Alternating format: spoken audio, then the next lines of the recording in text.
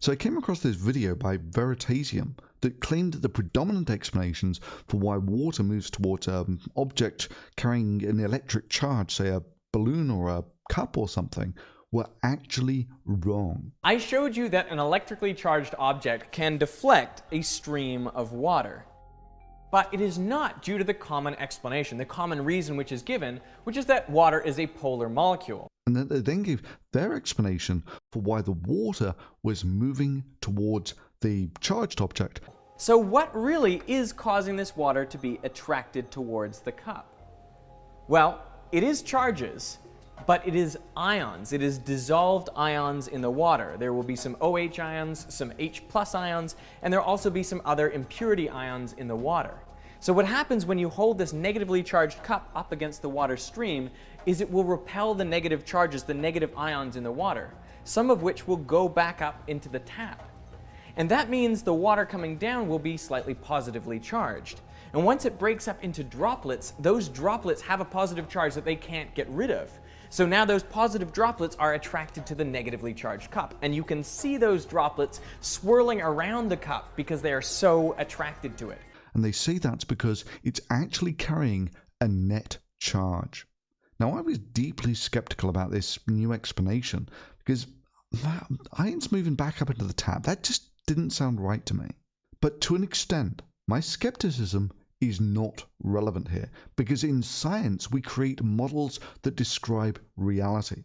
A model's utility comes from its ability to describe reality. In short, science bitches, it works.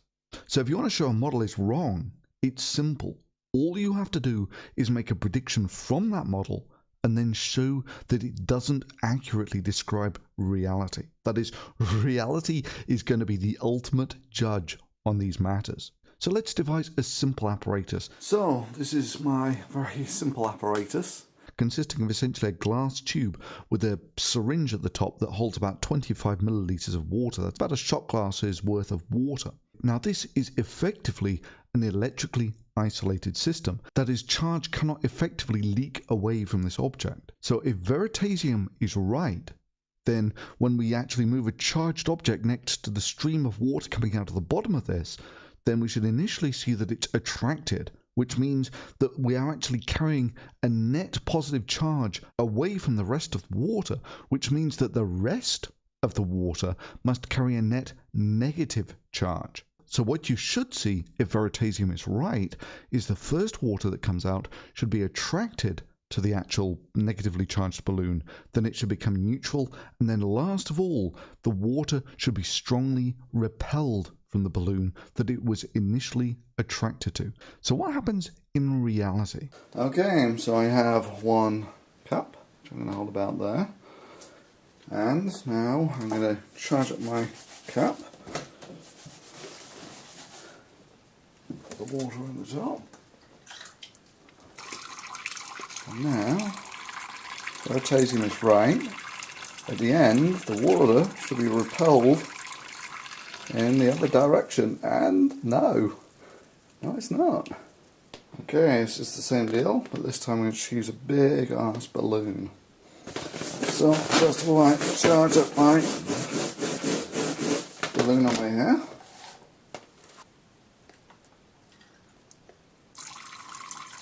Water.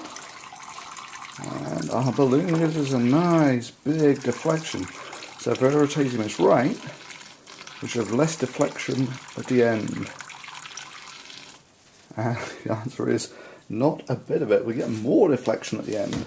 Yep, that's a pretty decisive experiment for showing that we're really not looking at the separation of charges here. That is, the model suggested by Veritasium does not describe reality.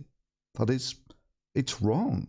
But it turns out maybe not completely wrong. Because unless my vision fails me, the general principle that Veritasium was actually driving at here is actually essential to the functioning of a device called a Kelvin dropper. Hi gang, this is the Kelvin water dropper, and it's one way to produce electricity from falling water. Water falls from these two containers up here, down through these two cans, into these cans.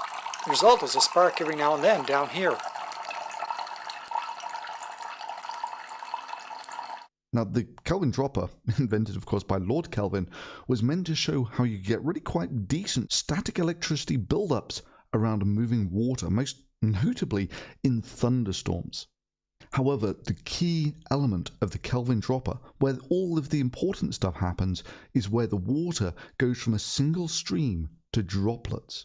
And the mere fact that you can get this strong deflection of a solid stream of water coming out of what is essentially a Faraday cage, and that stream can be strongly deflected even when there aren't any drops, should have caused many a scientist to raise an eyebrow. But let's come back to our isolated system here and try a slightly different experiment. Instead of having the charged balloon up where the solid stream of water comes out, let's move it down to where the stream becomes droplets. There's the water. So we get a nice big deflection at the top. And as I move the balloon down, the deflection does become less until the end, and it becomes strongly repelled. Cool, eh? And now the behavior is more or less exactly as Veritasium described. Now, the effect does seem weaker. The actual deflection that you get when the water becomes droplets, even after you've taken into account that the water is moving somewhat faster when the water becomes droplets. So this first experiment here clearly shows that the main reason that the water stream bends is not ions going back up into the tap, as was suggested by Veritasium, but probably some induced charge from the electric field, which still leaves the water charged neutral as it leaves the tap, and not positively charged as is shown in the Veritasium model. Now, this does sort of fit together in a more coherent picture.